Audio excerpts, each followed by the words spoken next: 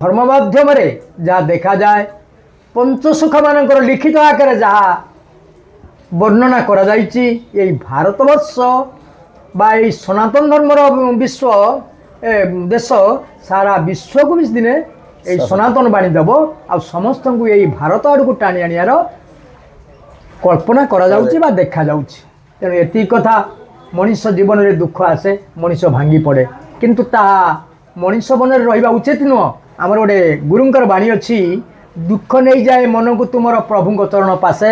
तुम्हें ताकू केबे डरना बंधुए जदिबा केबे से आसे आमे जहाँ को दुख कहूचे सेटा दुख नुह सुखर गोटे स्वप्नादेश बा सुखर गोटे नमूना सुख आसबार गोटे बाट मनीष को दुख न आसिले से भगवान को डाक ना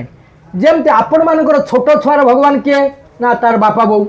टिके से झुंटी पड़े बो मु पड़गली बापा मोर कौन है चिंता करुँचे बड़ हो गले तार अभाव आसिले ता बापा बो को जड़ौची सेमती ये विश्व जिते बापा बो ये विश्वर जे रक्षाकर्ता सी होती भगवान बा सृष्टिर मालिक ये सृष्टिर मालिक पाखे पहुँचा गले आमको किसी दुख सहवाक पड़ो। तेणु ठाकुर बाणी मुझे टिके आगुरी कहली दुख नहीं जाए मन को तुमर प्रभु चरण पासे तुम्हें ताकू केबे डर ना बंधुए जदि बा केबे से आसे ये हूँ ईश्वर बाणी मुझे कहूँ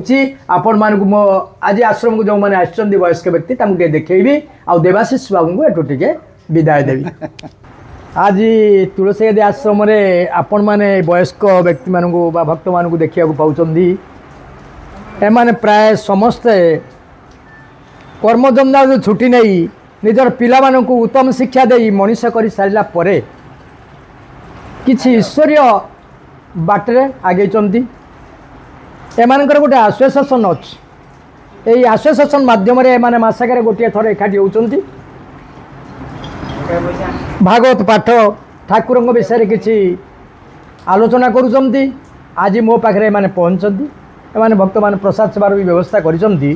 तेणु मो तरफरु बा तुलसी गादी नना हिसाब से मु आशीर्वाद करुच्ची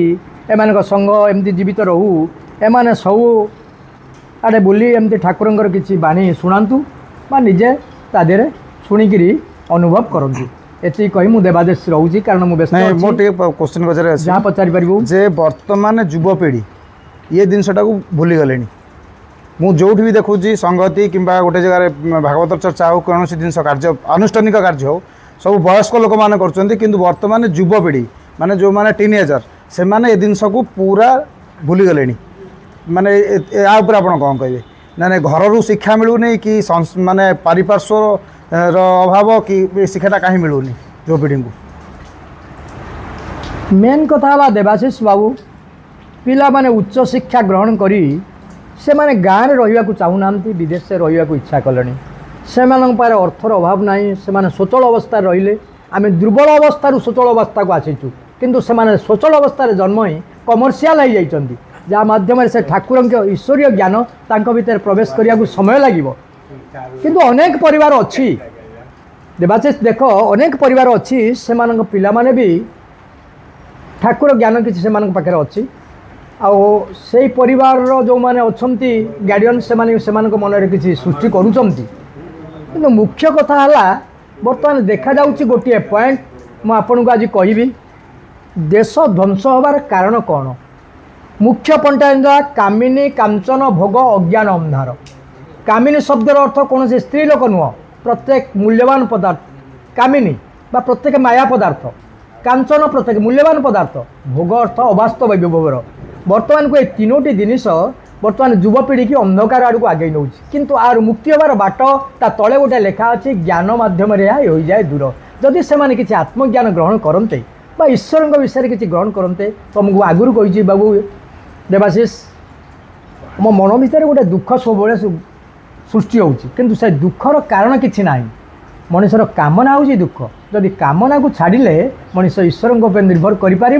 दुख दूरे जापर जदि या भितर से आगामते ताले ईश्वरीय भाव तांको सृष्टि होते किंतु वर्तमान युवपीढ़ी काटी हेनी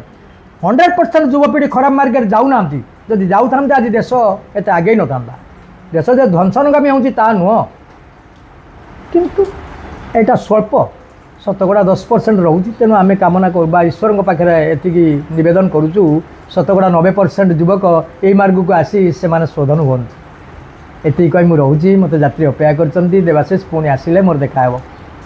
ଆଜି ରହିକିରି ଆପଣ ପ୍ରସାଦ ପାଇକି ଯିବେ।